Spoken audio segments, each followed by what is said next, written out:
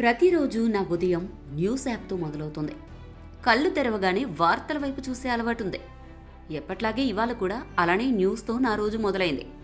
ఎన్ని పేజీలు తిరిగేస్తున్నా, ఎన్ని వెబ్సైట్లు చూస్తున్నా చాలా చోట్ల నిమిషప్రియ పేరే కనిపించింది. ఆమెకు ఉరి తీస్తారంటూ ఓ వార్త, ప్రస్తుతానికి వాయిదా వేశారని మరో వార్త. ఇలా చదువుతూ ఉండగానే నా కళ్ల ముందుకు ఓ ఊహ వచ్చింది. ఒక చిన్న గది, గాలి కూడా రానివ్వనంత ఇరుకుగా గోడలున్నాయి. ఆమె ఒంటరిగా నిలబడి ఉంది. ఒక్క నిమిషం తర్వాత ఆమె కాళ్ళు నేలపై ఉండవు. ప్రాణం గిలగిలా కొట్టుకుంటున్న సమయంలో కాళ్ళు గాల్లో విలువెల్లాడిపోతాయి. మెడ చుట్టూ బిగిసిన ఆ తాడు, మనిషిగా ఉన్న అస్తిత్వాన్ని చంపేసే ఆ తాడు ఆమెను బతికి ఉండగానే నరకంలోకి నెడుతుంది. ఊపిరి ఆగడానికి 4 నిమిషాల వరకు పడుతుంది. ఇలా ఊహల సుడిగుండంలో చిక్కుకున్న నేను వెంటనే భయంతో న్యూస్ పోర్టల్స్ను క్లోజ్ చేసేశాను. ఒక్కసారిగా గాఢంగా ఊపిరి పీల్చుకున్నా. నా మనసంతా ప్రశ్నల వలలో చిక్కుకుంది. ఒక హత్యకు శిక్షగా మనం ఇంకో హత్య చేస్తున్నామా? చట్టం ముసుగులో ప్రభుత్వాలే హింసకు పాల్పడుతున్నాయా? మనిషిని చంపితే హింసాత్మక ఆలోచనలను చంపినట్టు కాదు కదా. ఒక మనిషిని చంపిన వాడిని చంపడమే న్యాయమైతే ఇకపై భవిష్యత్తులో నేరాలే జరగవనే గ్యారంటీ ఉందా? అదే నిజమైతే వేల సంవత్సరాలుగా కొనసాగుతూ వస్తున్న ఈ శిక్షలతో నేరాల రేటు తగ్గిందా? నేరాలు ఘోరంగా ఉండాలని శిక్షలు కూడా అంతే ఘోరంగా ఉండాలా?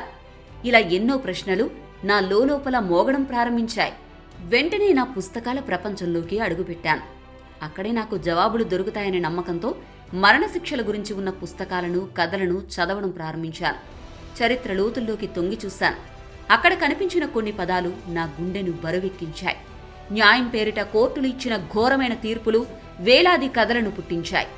హిట్లర్, ముసోలిని, స్టాలిన్, మావో ఇలా చాలామంది కంటికి కన్ను, పంటికి పన్ను అనే సూత్రాన్ని ఫాలో అయ్యారు. కేవలం నేరం చేసిన వాళ్లను మాత్రమే కాదు, నేరం చేశారనే అనుమానం ఉన్న వాళ్లను, తమకు ఎదురు నిలిచిన వాళ్లను మరణశిక్షలతో చంపేశారు. ఆధారాలు లేకుండా కేవలం నమ్మకాలే ఆధారంగా ఈ రాజ్య హత్యలు జరిగాయి. నిజానికి మరణశిక్ష ఓ శిక్షలా అనిపించలేదు నాకు. అది పాతకాలం నాటి ప్రతీకార నీతికి ఆఖరి అవశేషంలా కనిపించింది. ఈ శిక్షలు మనిషి వెనుక ఉన్న కుటుంబాలను శిక్షించేవి. ఓ కుటుంబం జీవితాంతం ఆ విషాదాన్ని మోస్తూ బతకడం ఎంత నరకమో అనుభవించే వారికి తెలుస్తుంది. ఓ మనిషిని నేరం చేశాడని మరణశిక్ష విధించిన తర్వాత అతను నిర్దోషిగా తేలితే ఏంటి పరిస్థితి? ఇలాంటి ఘటనలు చాలానే జరిగాయి. నేరం చేశాడని మరణశిక్ష విధిస్తారు. కొన్నాళ్లకు అతను ఏ తప్పు చేయలేదని తెలుస్తుంది. కానీ పోయిన ప్రాణం తిరిగి రాదు కదా. శిక్ష వేసే ప్రమాదం ఉన్నప్పుడు ఆ పొరపాటును గ్రహించిన తర్వాత శిక్షను వెనక్కి తీసుకునే అవకాశమూ ఉండాలి. కానీ ఉరితీసిన ప్రాణాన్ని వెనక్కి తీసుకురావడం సాధ్యం కాదు. ఇలా ఎన్నో ఆలోచనలు నా మదిలో రేగాయి. నేను ఒకరి ప్రాణం తీస్తే తర్వాత నా ప్రాణం కూడా పోతుందన్న భయం మనుషుల్లో ఉంటే తప్ప హత్యా నేరాలు ఆగవని కొందరు చెబుతూ ఉంటారు. ఇది పైకి కరెక్ట్గానే అనిపిస్తుంది, కానీ ఇది ప్రాక్టికల్గా వర్కౌట్ అయిందా అని ఇతర దేశాల చరిత్రను చదవడం ప్రారంభించాను. ప్రపంచంలో చాలా దేశాలు మరణదండనను పూర్తిగా రద్దు చేశాయి. చాలామంది భయపడుతున్నట్లు మరణదండనను నిషేధించిన ఈ దేశాల సమాజాలు అతలాకుతలం అయిపోలేదు. అభద్రతతో విలవిల్లాడడం లేదు. హత్య చేసిన తర్వాత ఏ శిక్షలు విధించాలని ఆలోచించడం కంటే అసలు హత్య చేయకుండా వారి మానసిక స్థితి మెరుగ్గా ఉండాలన్న సంకల్పమే యూరప్ సహా కొన్ని దేశాల్లో కనిపిస్తున్నాయి. ఇటు మరణశిక్షలు నిజంగా నేరస్తులను భయపెడతాయా అంటే కాదేమో అనిపించింది. 1948లో బ్రిటన్ రాయల్ కమిషన్ ఉరిశిక్ష పడిన 168 మందిని ప్రశ్నించింది. వారిలో 164 మంది గతంలో ఒక బహిరంగ ఉరిని కళ్లారా చూసిన వారే. అయినా కూడా వాళ్లు మళ్లీ మరణదండనకు గురయ్యే నేరమే చేశారు. నిజానికి నేరాలు జరగడానికి, జరగకపోవడానికి అనేక కారణాలుంటాయి. మనిషి మానసిక స్థితి నుంచి ఆర్థిక, సామాజిక ఒత్తిళ్ల వరకు అనేక కారణాలుంటాయి. వాటినన్నింటినీ పక్కన పెట్టి శిక్ష క్రూరత్వాన్ని బట్టి నేరాల పరిమాణం ఉంటుందని వాదించడం అశాస్త్రీయమైన వాదనగా నాకు అనిపించింది. మరింతగా తెలుసుకునేందుకు చరిత్ర పుస్తకాల్లోకి ఇంకా లోతుగా దిగి చదవడం మొదలుపెట్టాను. ఇప్పటి వరకు నేను ఊహించనిది, చూడనిది నా కళ్ల ముందు కనిపించింది. ఇది మానవుని చరిత్ర కాదు, ఇది బలవంతపు మరణాల చరిత్ర. ప్రాచీన రోమ్ నుండి మధ్యయుగ యూరప్ వరకు రాజశక్తి గర్వం మరణదండనలకు కారణమైంది. మతం పేరుతో ప్రజలను వేధిస్తూ చంపే ఘటనలు కనిపించాయి. మతాన్ని ప్రశ్నించిన వారిని మంటల్లో కాల్చారు, చెరసాలలో చంపారు. ఆశ్చర్యమేంటంటే ఇలాంటి ఘటనలు ఇప్పటికీ జరుగుతూనే ఉన్నాయి.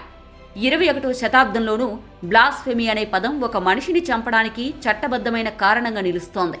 ఒకసారి శిక్షలు మన కోపానికి రూపం మాత్రమే అయిపోయినట్టు అనిపిస్తుంది. నా కోపం తీరాలి అని కాదు, సమాజం మారాలి అనే తపనతో నేను ఆలోచించాను. నేరస్తుల్ని శిక్షించకుండా వదిలేయాలన్నది కాదు నా ఉద్దేశం. సమాజంలోని హింసాత్మక ఆలోచనలకు ఆకర్షితుడైన వ్యక్తి అదే హింసను న్యాయంగా భావించి హత్య చేస్తే మరి సమాజం మొత్తానికి శిక్ష ఎందుకు వేయడం లేదు? హింసను హీరోయిజంగా చూపించే సినిమాలు, కొన్ని పుస్తకాలు మనిషిని క్రూరంగా మారుస్తున్నాయన్నది నిజం కాదా? మరి వాటికి శిక్షలుండవా? ఇటు ఇప్పటికే ఎన్నో తప్పుడు తీర్పులు చరిత్రలో కనిపిస్తున్నాయి. న్యాయమూర్తులు, కోర్టులు తప్పులకు అతీతమేమీ కాదు కదా. ఒక తప్పుని సరిదిద్దే అవకాశం ఉండాలి. కానీ మరణశిక్ష అంటే ఆ అవకాశానికే తలుపు మూసినట్టే అనిపించింది. తప్పు చేసిన వాడి శ్వాస ఆగిన తర్వాత చేసిన తప్పు సరిదిద్దాలి అన్న ఆశ కూడా చస్తుంది. ఒక మనిషిని చంపడం కన్నా అతడి ఆలోచనను మార్చడం గొప్ప విజయంగా నా దృష్టిలో నిలిచింది.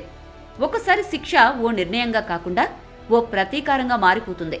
ప్రతీకారమే న్యాయమైతే న్యాయాన్ని ఎవరు కాపాడతారు? నేరస్తులను చంపే శిక్షలు కాదు, అసలు నేరాలే జరగకుండా చేయాల్సిన బాధ్యత ప్రతి ఒక్కరిలో ఉండాలి. కారకుణ్ణి శిక్షించే సమాజం కాదు, కారణాన్ని ప్రశ్నించే సమాజం కావాలి. This is Aruna signing off.